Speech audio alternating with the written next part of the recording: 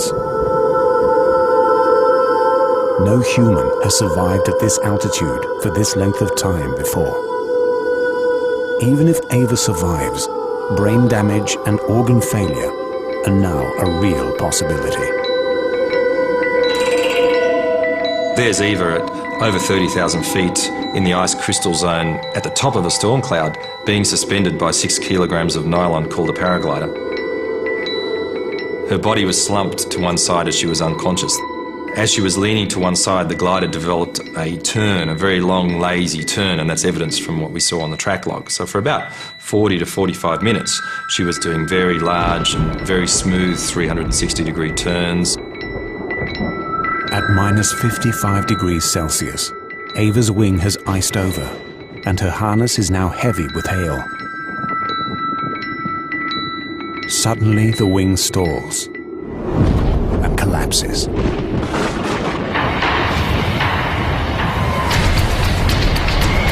She's coming down through a very thin atmosphere, in excess of 200 kilometres an hour, which is faster than what you free fall at lower levels.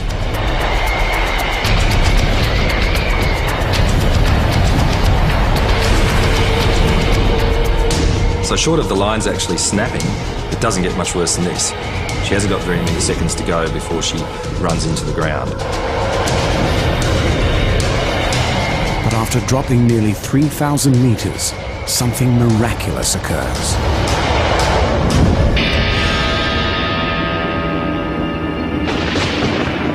At around 6,900 meters, the glider reopens and starts flying again, all by itself.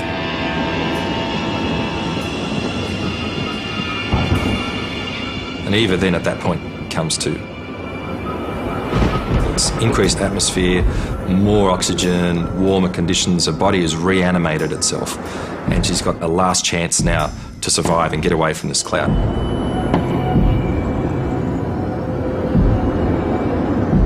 When I woke up, I didn't know for how long time I was unconscious. It seemed to me like it was a few seconds or maybe a minute. I scratched the eyes of the screen of the GPS to see the altitude, and I was still on 6,900 meters. Eva is now just below the death zone. Disoriented and enveloped in thick cloud, she has almost zero visibility, and her glider is covered in ice. The worst thing was the amazing cold. I was still shaking, and I was just trying to fly straight.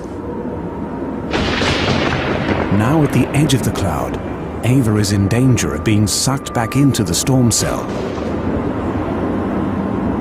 It's not over yet. She's still got to get on the ground to be safe.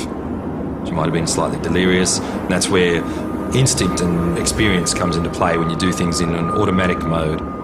She had the presence of mind and the stubbornness and the willpower to keep flying the glider and to make good decisions. That was really critical then for her not to do something silly like perform a manoeuvre that she might lose control in, for example. A lesser pilot may have not managed to do that under those circumstances.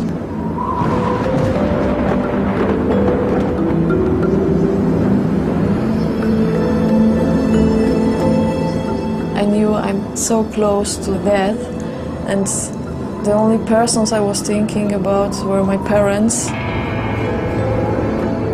I couldn't imagine my parents if I would die there. And I was praying, no, no, no, no, please, not here, not now. And that was all. Only to survive and to concentrate on what I can do.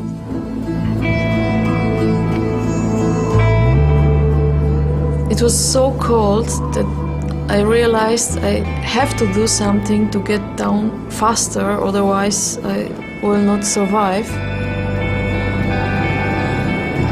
I decided to spiral, just soft to go down.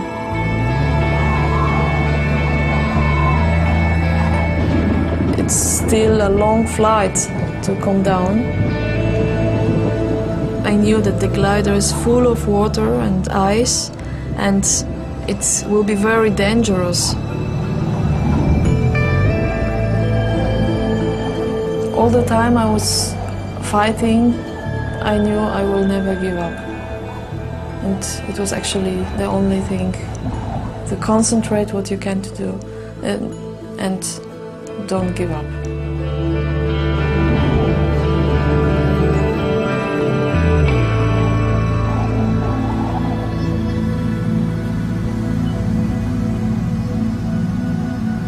There was a rumor that one Chinese pilot was missing because there was no radio contact and nothing.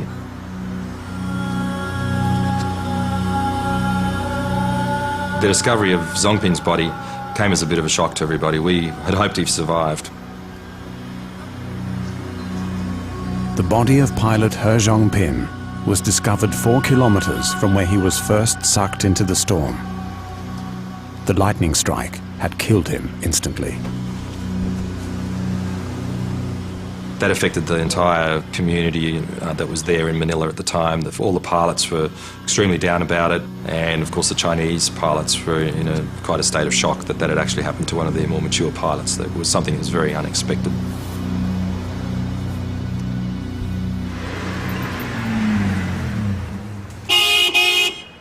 After 20 minutes, the storm has passed the Austrian pilots trapped in the barn.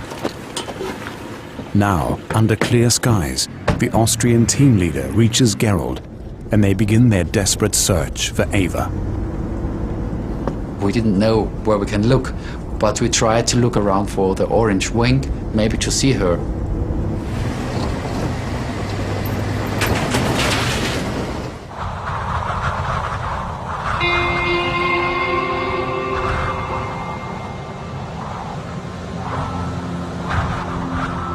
When I saw the Earth, it was the most beautiful moment, like coming from the cosmos, coming back to the Earth. After 45 minutes, slowly spiraling her way down, Eva is now 7 kilometers from where she was first sucked into the storm. I could see a small farm. I just turned against the wind and could land safely.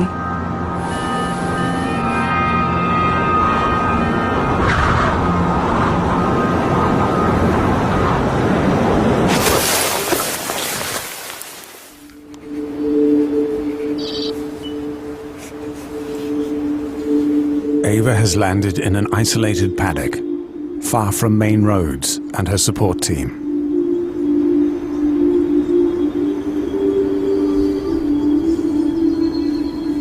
I didn't care about how long does it take to get home or if somebody's going to find me. I knew I survived and this was the most important. But I was so freezing that I was just thinking, what can I do to get warm?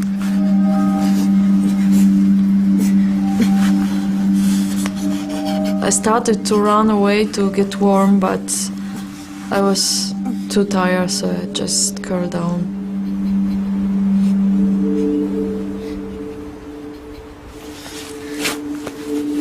I tried again to use my radio because I thought it's warmer, maybe it works now. But it didn't work at all.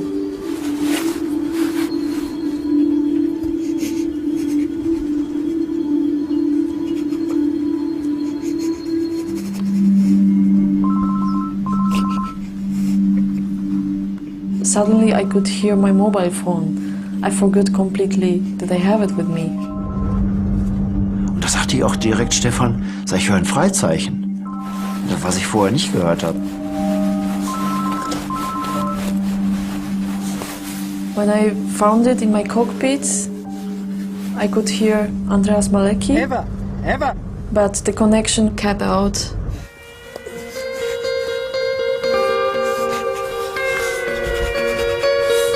The reception was not perfect, so I decided to write the coordinates for my GPS in an SMS and send them when I have the reception again.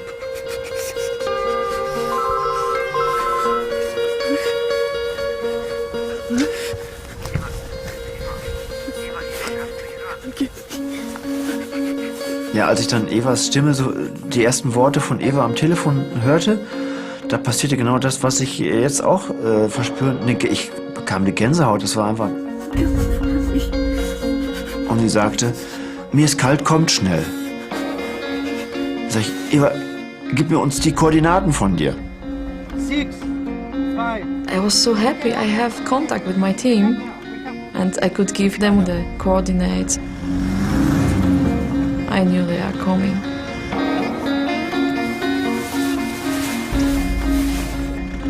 With confirmation that Eva has survived the storm, her teammates still need to pinpoint her exact location in the vast western plains. Eva's core body temperature has dropped below that required for normal metabolism and bodily function. She is in danger of dying before help can reach her. The Germans suddenly realize that Gerold and the Austrian team are only 20 kilometers from Eva's location. When I found out that Eva is alive,